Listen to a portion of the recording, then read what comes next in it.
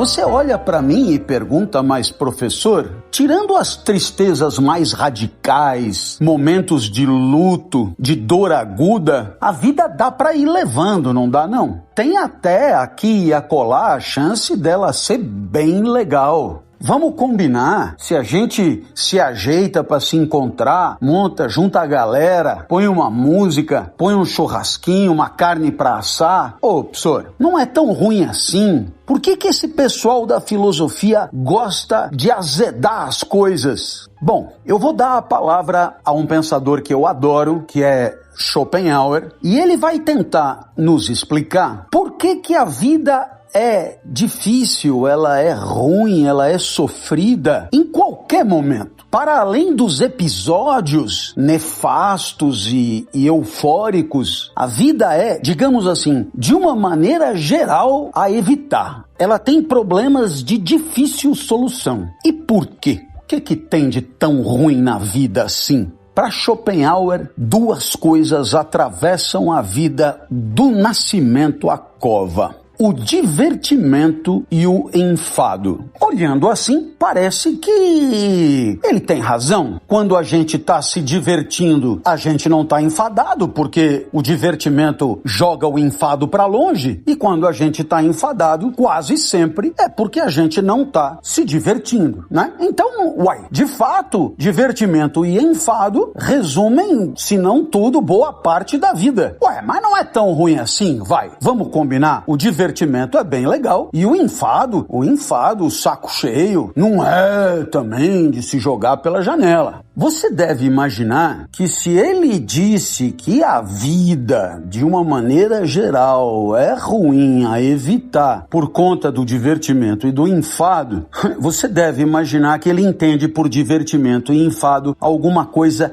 diferente do que entendemos no senso comum. Divertimento no senso comum é o que eu falei, é a gente curtir, ouvir uma musiquinha, joguinho na quarta-feira, joguinho no domingo, uma série legal, a galera que vem em casa, a gente que vai na casa do pessoal. Pois é, então, Schopenhauer entende divertimento de maneira diferente. O significado é outro. Qual é, então?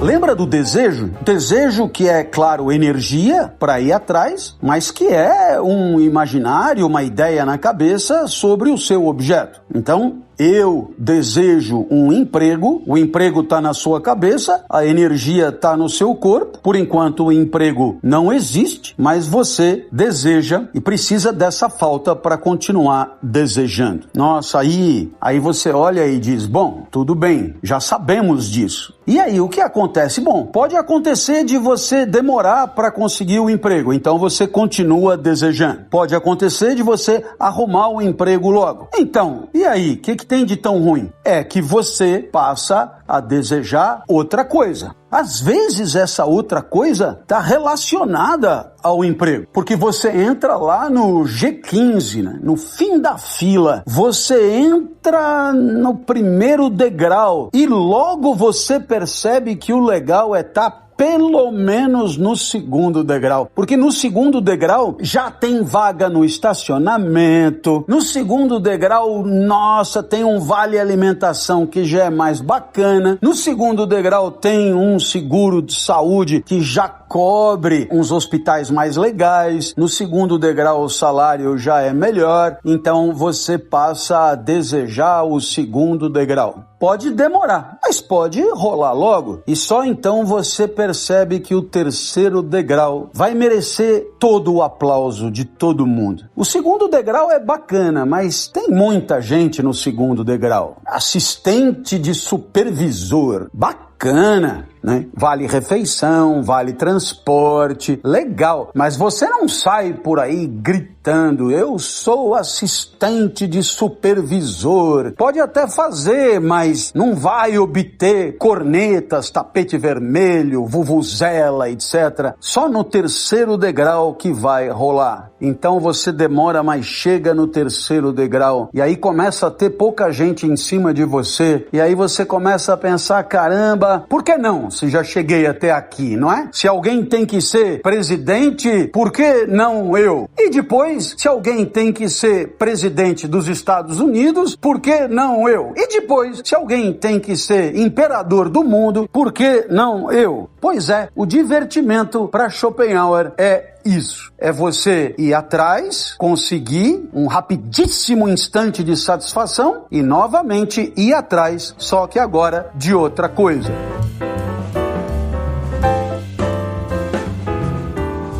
Então, o divertimento a gente pode entender como se fosse uma dança mesmo. Uma dança. 1, 2, 3. 1, 2, 3. Olha que loucura. O 2 é rapidinho. É a satisfação. O 1 e o 3 são mais longos. Deve ter alguma dança, algum ritmo com essa balada. 1 mais longo, 2 mais curto, 3 mais longo. 1 mais longo, 2 mais curto, 3 mais longo. É o ritmo do bolero. Eu vou ficar guardado no seu coração. Que loucura!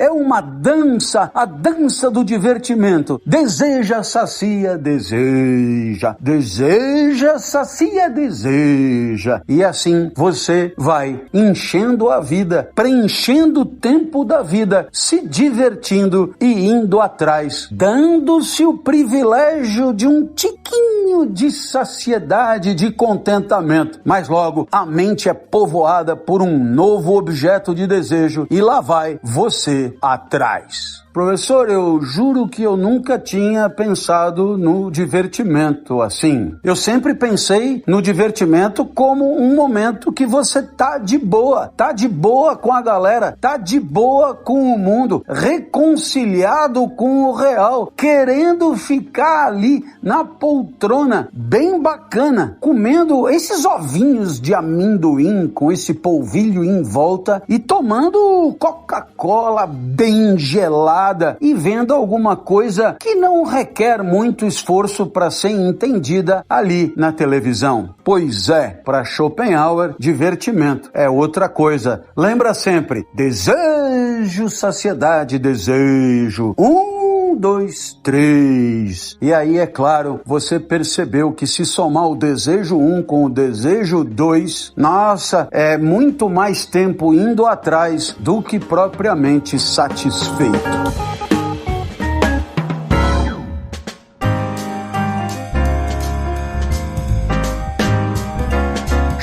Professor, se o divertimento, que era o lado bom da coisa, pelo menos aparentemente, já foi solenemente detonado, eu fico imaginando então o enfado. Mas legal aprender o enfado.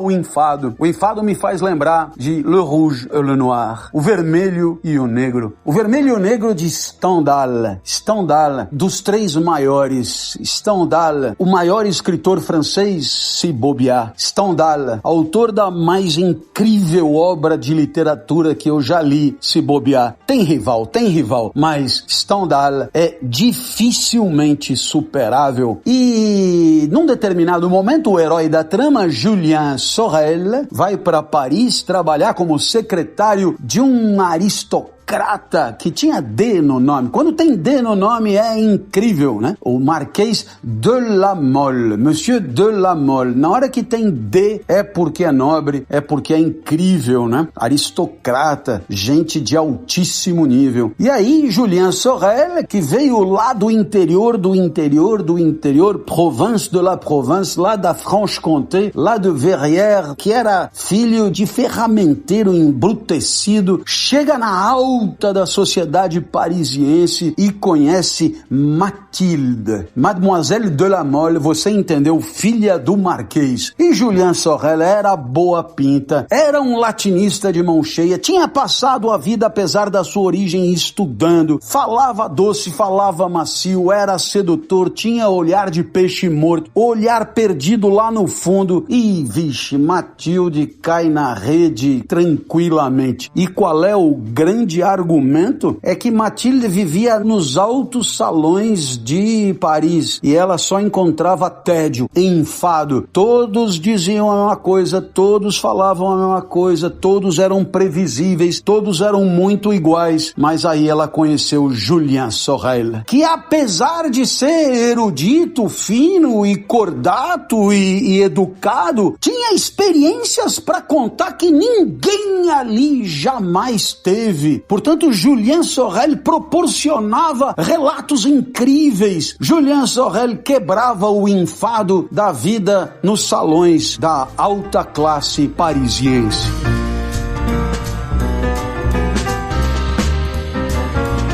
Para Schopenhauer, o enfado não é bem isso não. O enfado, claro, faz lembrar um sentimento que demora, que nos acompanha, que dura pra caramba. Ninguém tem um pico de enfado. O enfado justamente se caracteriza por ser persistente, resiliente, de longa duração. Se você bate a canela na quina da cama, tem um pico de dor, mas um pico de enfado é esquisito. E sabe o que caracteriza o enfado? Justamente o fato de viver uma vida onde tudo é amarrado em tudo pela utilidade de tudo. Numa rede, numa cadeia de utilidades. Eu faço isso para aquilo, aquilo para aquele outro para aquele outro. E assim eu vou fazendo uma coisa por causa da outra, que supostamente é mais importante do que a primeira. Ponho o colírio para lavar os olhos, porque os olhos lavados valem mais do que o colírio. Faço o fundamental para entrar no ensino médio, porque o ensino médio vale mais do que o fundamental. Faço isso por aquilo, faço aquilo por aquele outro. Viro CFO para poder virar CEO e viro CEO para poder me gabar. Me gabo para poder pisar nos outros. Piso nos outros para